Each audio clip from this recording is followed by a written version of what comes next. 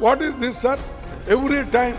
And यहाँ पर तो मनुस्मृति के बारे में इतना बोला गया है, इतनी चर्चा हो गई है, और मैं जब बोलता हूँ उसको निकाल देते हैं। What is this sir? शब्दों का निकाला जाना, अगर कोई शब्द आपको लगे कि वो अनपार्लियामेंट्री है तो आप उसे निकाल देंगे, लिख देंगे और कहेंगे ये कार्रवाई में नहीं हुआ। लेकिन जिस तरह पेज बाय पेज 10-10 मिनट की स्पीचें निकाली जा रही, सर ये कभी नहीं होता था राज्यसभा में। Honourable leader of the opposition. Sir, 2 तारीख फरवरी मैंने जो यहाँ पर चंद पॉइंट्स अपने भाषण में उठाए थे, उसको रिकॉर्ड से बाहर कर दिया गया। इसीलिए मैं आपसे निवेदन करता हूँ, पहला जो मेरा रिमार्क्स एक्सपेंज हुआ है, कारण बताता हूँ ना। नहीं sir, if you will read what has been expunged will not be appropriate. So you please indicate the premise of it. I am open to it. Please, I want your communication. Please, sir. एक्सपेंज हुए हैं, मैंने उनमें किसी का भी नाम नहीं लिया, तो किसी भी रूल्स ऑफ प्रोसीजर का उल्लंघन नहीं हुआ। दूसरा पॉइंट है, जो मेरे रिमार्क्स एक्सपेंज हुए हैं उसमें रूल्स के मुताबिक किसी भी पर्सन्स इन हाई अथॉरिटी के ऊपर कोई भी कमेंट नहीं किया गया। Rule 238(5) of rules and procedure of Rajya Sabha के एक्सप्लेनेशन में साफ साफ पर्सन्स इन हाई अथॉरिटी का मतलब लिखा गया है। अगर मैं आप इजाजत दे तो वो भी पढ़ूंगा। Please sir, please. तो पढ़ूंगा।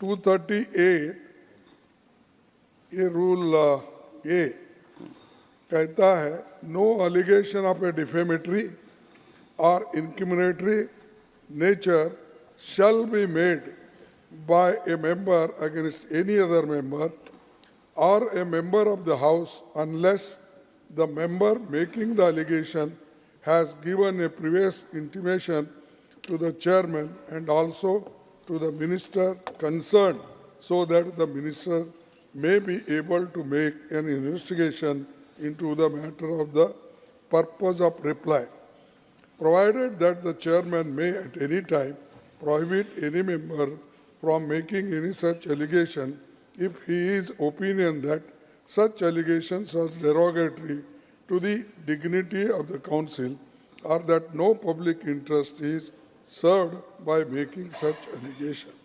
This is rule 238 और 5 में ये भी कहा है कि इस रूल्स के मुताबिक मैं reflect upon the conduct of a person in high authority unless discussion is based on substantive motion drawn in a proper terms.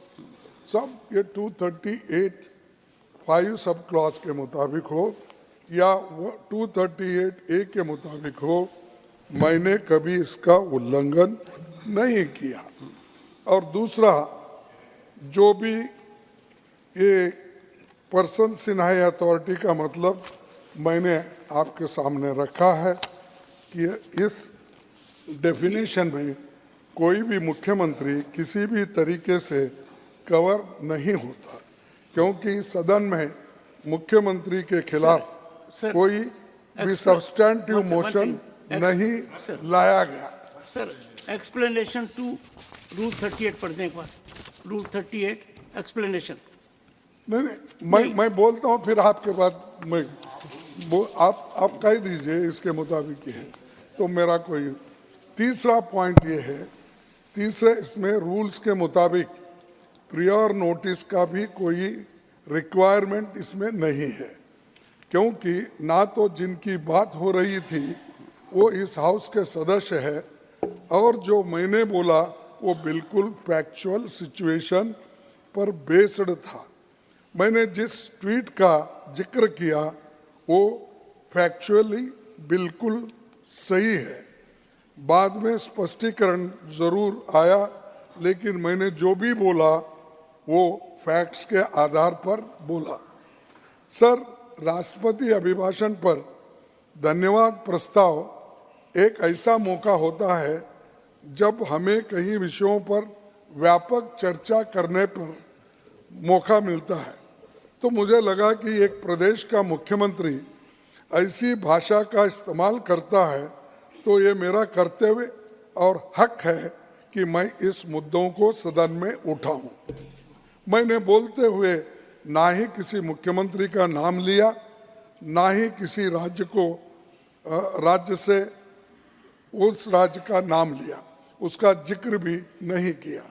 इसीलिए जो मेरे शब्दों को एक्सपंज किया गया उस पर मैं अपनी घोर आपत्ति दर्ज करना चाहता हूं, और साथ ही आपसे निवेदन करना चाहूँगा कि सदन की प्रोसीडिंग्स में इन रिमार्क्स को पुनर्स्थापित किया जाए और उन शब्दों को पूरे 2 पेज का आपने काट दिया साहब।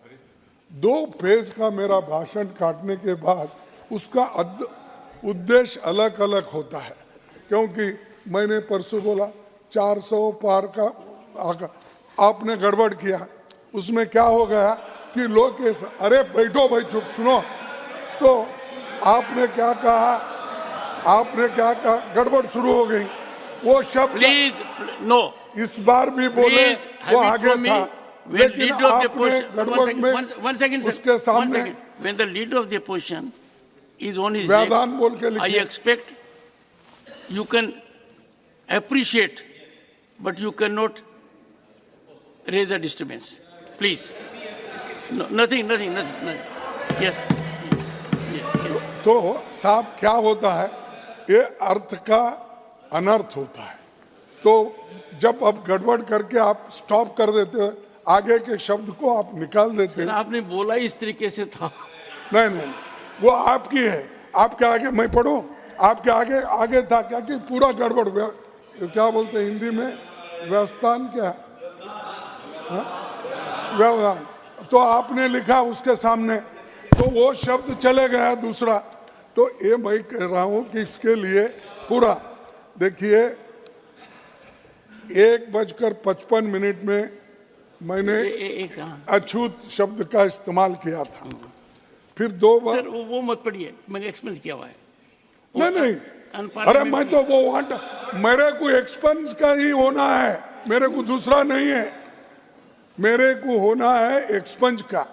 देखिए 2 बजे onwards the expunged portion may not be read.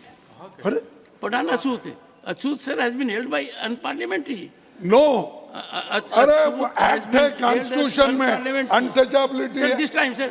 Untouchability removal के लिए कॉन्स्टिट्यूशन में संविधान 17 आर्टिकल में है। खड़गे जी, आज मैं शीशे में 2 बार देख कर आया ताकि ज्यादा से ज्यादा सदस्य मेरी तरफ ही देखें, क्योंकि उनको मेरे से देखकर बोलना है। तो आप भी इधर ही देखकर बोले सर। ओ आप ही के तरफ, आपको 2 देखने के बाद मुझे खुशी होती है कि इतने सीनियर वकील सब आप है, इधर देखे तो हमको भी थोड़ा प्रोत्साहन मिलता है। कभी कभी क्या होता है साहब, सत्य बात जब हम कहते हैं तो जरा आप उधर ही ज्यादा देखते हैं, उस वक्त आपको आकर्षण करने के लिए हमको कभी कभी ऐसा करना पड़ता है। और 2 बजे 1:55 हुआ, 2 हो गया, और 2 बजे ऑनवर्ड्स उसमें भी आपने वो काट दिया। फिर 2:40 को आपने काट दिया। देख लिया। तो मैं ये इसीलिए मेरा ये कहना है कि जो हम कहना चाहते हैं उसको तोड़ मोड़ के अगर पढ़ेंगे लोग तो क्या होगा। अरे ये आपने जो चीजें बोली है इसमें नहीं है, मेरे को हर दफा हो रहा है। This is the 2nd or 3rd time my speeches are cut and this is the letter I have written to you. And मैं बाहर प्रेस को नहीं बोलना चाहता था unless I can bring to your notice. What is this sir? Every time. Now listen. And यहाँ पर तो मनुस्मृति के बारे में इतना बोला गया है, Sir, you have made your इतनी point. चर्चा हो Let गई us है, confine to the और issue. मैं जब बोलता हूँ उसको निकाल देते हैं. Sir, what is this? ये Sir, confine- इसीलिए मैं कृपया करके आप उसको उन जो आपने निकाला है वो पूरे पेज को आप रख दीजिए. यही मेरी आपसे अपील है. ठीक है. Honorable members, we have unparliamentary expressions, a book from Lok Sabha Secretariat which says achut is unparliamentary, number one. Honorable members, I have received a communication, a written communication from Honorable Leader of the Opposition. I have gone through it. I'll give my ruling on it. But I may indicate to the House that his communication is in two parts. He has listed 4 items in particular. Item number 1 was relating to a word which was expunged because it is unparliamentary. The other 2, 3, 4 were recorded after I had said nothing will go on record. But I'll give my ruling. This matters because this is a platform where everyone has a free right of expression and in accordance with rules. Sir, I'll give my ruling on this. जाएंगे ना जब Sir, तक. sir. One second. Sir, Parliamentary, good. But there have been acts now. Not understand, the times change. When the times change, the law changes. Please, no. I am presenting Keshav, to you. No, what do you want to say? Sir, untouchability, there has been act, it has been accepted I get your legally point. as a terminology. Then Please, it is for you. I please. want you to balance, it is for the chair or for the house to Please. correct its book. 1 second. I would be too happy. 1 second. I will be too happy to revise unparliamentary expressions. And I may constitute a committee on that point so that senior members of the House and also young members, lest they take an offense at it, use that. We'll have an example. To the extent what the leader of the opposition has said, I will give my ruling on that. Sir मेरा point of order 1 minute सुन ले, ज्यादा नहीं दूंगा. Under rule, sir शब्दों का निकाला जाना, अगर कोई शब्द आपको लगे कि वो अनपार्लियामेंट्री है तो आप उसे निकाल देंगे, लिख देंगे और कहेंगे ये कार्रवाई में नहीं होगा. लेकिन जिस तरह पेज बाय पेज 10-10 मिनट की स्पीचेस निकाली जा रही, सर ये कभी नहीं होता था राज्यसभा में. पार्लियामेंट में वो वर्ड निकाला जाता है, पूरा रेफरेंस नहीं. Pramod ji, leader of the opposition had very firmly, categorically put across his point. ठीक है. If you want my tentative response, have the book before you. Sir Rule 238A, proviso. ठीक है. And what does the proviso say? Provided that the chairman may at any time prohibit any member from making any such allegation if he is of the opinion that such allegation is derogatory to the dignity of the council, not some individual, or that no public interest is served by making such allegation. Shri, Stay ahead with our cutting-edge news app. Instantly access the latest shorts in just 1 minute and breaking news in just 50 words. Download now for a smarter, faster news experience.